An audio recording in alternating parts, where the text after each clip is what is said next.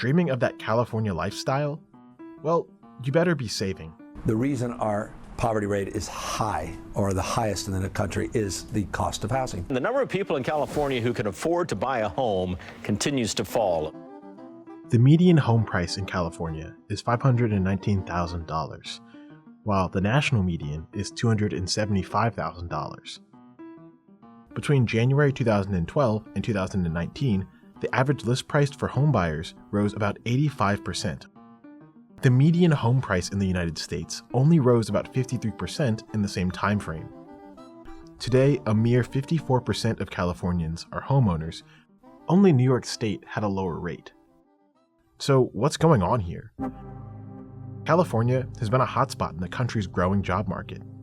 Between 2010 and 2018, more than 29,000 jobs were added each month. That adds up to around 3 million jobs in less than a decade. Meanwhile, the pace of new housing construction hasn't kept up. Between 2010 and 2017, California issued about 635,000 new housing permits, and that's well under the state's projected housing needs. This contrast is particularly stark in the Bay Area, where the average home value in certain counties has surpassed $1 million. All these high-income workers now who want to own homes, but there's just simply not enough housing out there for them to buy. And so unfortunately, what you've seen happen is that housing has ended up going to the highest bidder. So why were so few homes being built in California? For starters, it's not cheap to build there. Homes in California's coastal metros are 3 times more expensive to build than in the rest of the country. The cost of labor, land, material, and government fees are all very high in California. California also has more comprehensive building standards, which can add to costs and bog down the pace of new construction.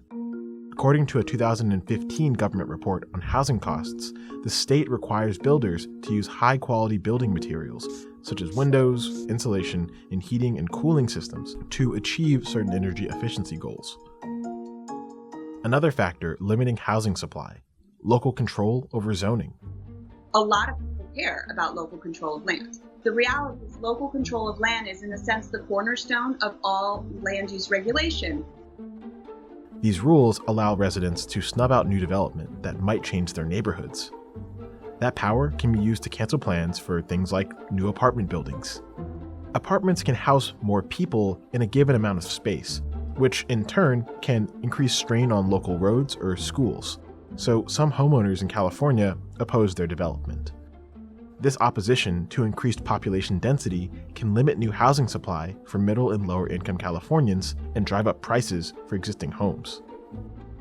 There is also a debate around a law that passed decades before the latest housing boom. We have proven that here in California that we, the people, not the politicians, are still the boss. In the late 1970s, California limited large increases in property tax to 2% annually, unless the property is sold or renovated. Critics say this tax law can influence local governments who determine how available land is used.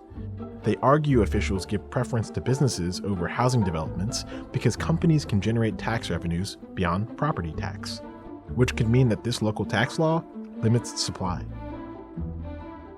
The global market is also playing a role in California's housing woes. Chinese buyers are currently leading foreign investments in the United States real estate.